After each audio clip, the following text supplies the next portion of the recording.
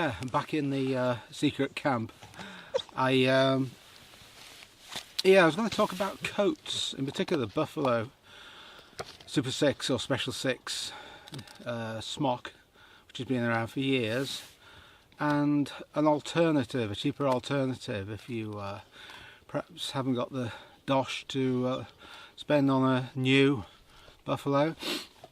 I watch a lot of YouTube videos, outdoorsy videos, hill walking, wild camping, and I'm always surprised what people wear.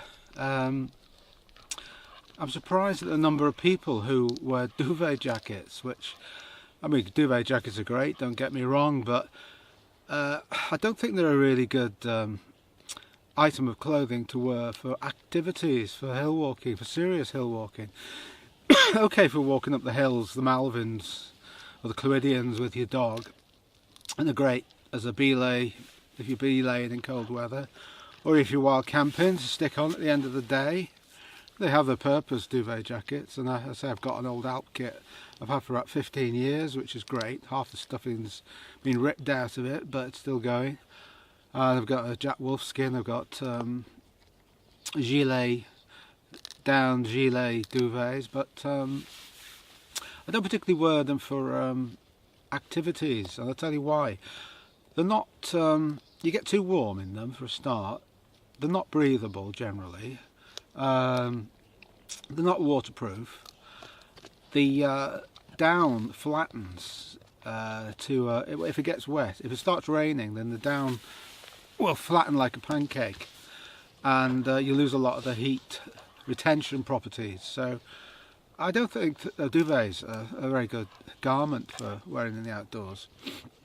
And I see a lot of people wearing layering systems, sometimes wearing about 4 layers, which if you're camping on top of a mountain in winter, well, that's great, but the trouble with hill walking or doing an activity in a layered system is you're constantly whipping clothes off and putting them back on again, and it's a bit of a pain. So I'm a great fan of the Buffalo, which I'm wearing now. This is an old Buffalo I got on eBay years ago. I've got another Special 6 smock somewhere, and if you're an activist, mountain biker, hill walker, rock climber in cold weather, you wouldn't wear a Buffalo in summer. They're brilliant, and why are they brilliant? And this is aimed more at sort of newbies who might be considering shelling out a lot of money to get gear. Well, they're very warm, they're very light, they're incredibly comfortable. You're not dressed up like the Michelin Man with loads of layers. You just get on, you just walk. Where's your stick? Here's your stick, go on. Got it.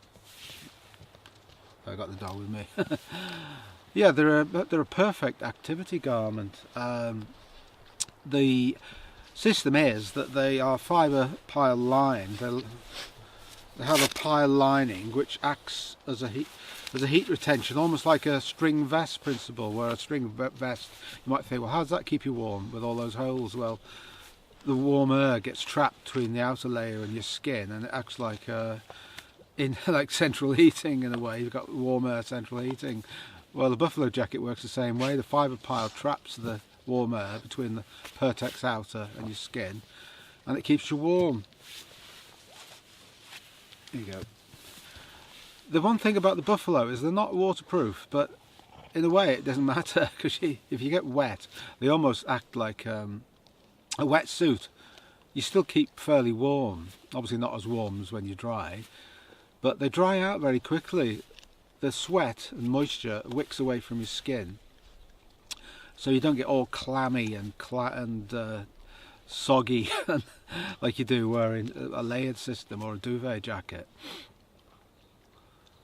And even though they're not waterproof, they do say you can jump in a river and in half an hour you can be dry. And I can prove this because actually I was sea kayaking one day off Hilbury Island, which is off the Wirral Peninsula, which is between Wales and England. And it's a beautiful island, actually, Hilbury Island. If you should visit it, you can walk across. It's a tidal island, 2-mile walk from West Kirby. It's well worth going visiting. But that's by the by. Yeah, I was sea kayaking and I got round the point and it was wild. The sea was wild. Fortunately, I was with a group of experienced paddlers. Oh, Fergus, where's your stick? Yeah, fortunately I was with a group of experienced paddlers, but I looked round and a really experienced guy had gone. I thought, oh my God, what? Any minute now. He was up again, Eskimo roll, then he'd gone again, and then next minute I was gone. I just whipped over in the surf, churned up, and I came to, I was washed ashore. Thank God I wasn't washed out to sea, I was washed onto land. And, sorry Fergus, I got back in my kayak, paddled around to the other side of the island, had a butty and a flask of coffee or whatever, and by the time I got to West Kirby I was dry. So so there are alternatives. The Montan Extreme is a popular alternative, but I had a Montan.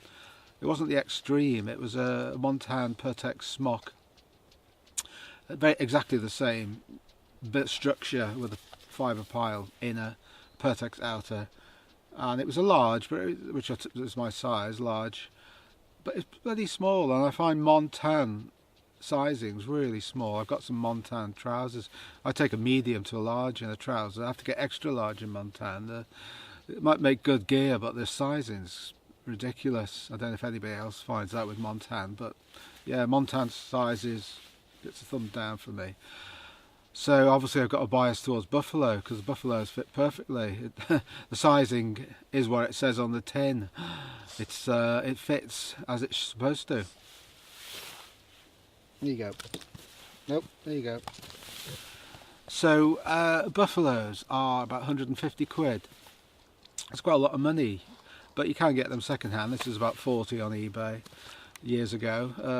You can pick them up for, if you're lucky, 60, 70 second hand. But I suppose the point of this ramble is if you're starting out in the outdoors, don't go and spend a fortune on a duvet jacket, which I don't think is a very good idea for an activist. If you're going to go biking, walking, whatever, don't spend hundreds and hundreds on a complicated layering system with thermal vests and tops and jackets and cagoules.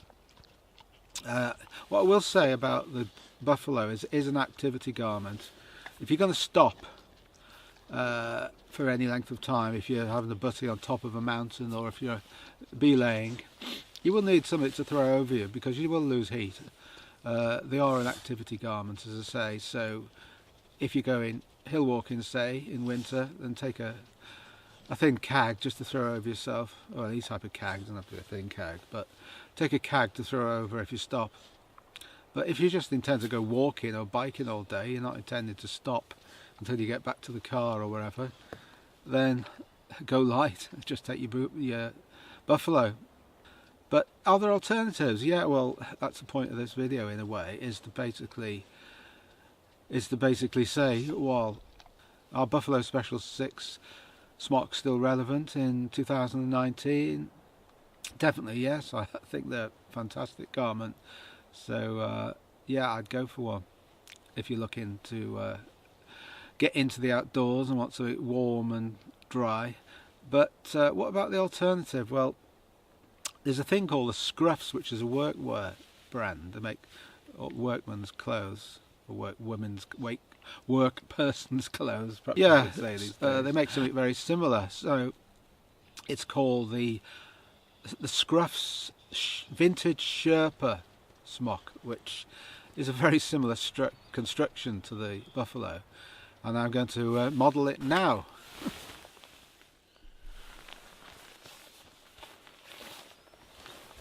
Yeah, this is it. This is the Scruffs Vintage Sherpa smock. It's not exactly the same as a buffalo, but the construction is very similar. It has fibre pile inner. Don't think it's Pertex, ripstop, nylon or something outer, but this construction is very much the same. What do I like about it? Well, it's very cheap. This is £38 on eBay. That's what they're going for. That's the average price. It seems well made, you know, for a cheap product. It's a workwear, but it's perfectly suitable for the outdoors. I've seen a lot of outdoor vloggers mention these Sherpa coats, so they seem to think that they're okay. It's functional, nice, like the pockets. There's an aggro pocket here, the through pocket here, which is handy for maps. Pockets here, which I'm not too sure about. I prefer a zip, but they're quite useful if you're like me and you're changing camera lenses and want somewhere to put one in, put the other one in. You know what I'm talking about. It's a good length. It covers your backside, so that's ideal. And it's very warm. I wore it up a hill yesterday, and I was perfectly warm. Negatives, well, it's not breathable. It doesn't have any vents, so you will get hot in it. So you wouldn't want to wear this on a mild spring, autumn day, or even a mild winter day. It's a cold weather garment, so it doesn't have ventilation. It won't wick away moisture like the buffalo, and it's quite bulky. It's much bulkier than the buffalo, but it's a quarter of the price of the buffalo. So I'm not saying I would prefer this to a buffalo. Definitely not. The buffalo still wins hands down. But as a cheap alternative, and if you're short of a couple of bob and you're looking for a good warm coat for the outdoors, something along the lines of a buffalo or a Montane Extreme, then it's a good cheap alternative. As I say, even if you've got a buffalo or if you've got loads of coats, it's always worth having something this cheap. I mean, it's only the price of a Patagonia t-shirt. It'd be perfect to just throw in a van if you've got a camper van, just keep as a spur to use occasionally as an alternative. You know, 38 quid, you can't go wrong. So it's the Scruffs Vintage Sherpa smock, and it's 38 quid, and it gets a thumbs up from me. I think for the money they're incredible value. So buffaloes, Super 6, Special 6, great. Sherpa vintage jacket, great. You know, it depends. Horses for courses, it depends what you're looking for. You're looking for value for money, or you're looking for a spur, a cheap spur. Are you looking for something that you can afford? If you're strapped for cash, then yeah, consider this. If you've got plenty of money, get a buffalo. Choice is yours. Anyway, I'll catch you later. Thanks for watching. Oh, one thing I forgot to mention in that review, it's got a hood. It's got a pretty good hood. Oh, got me beard. Yeah, handy.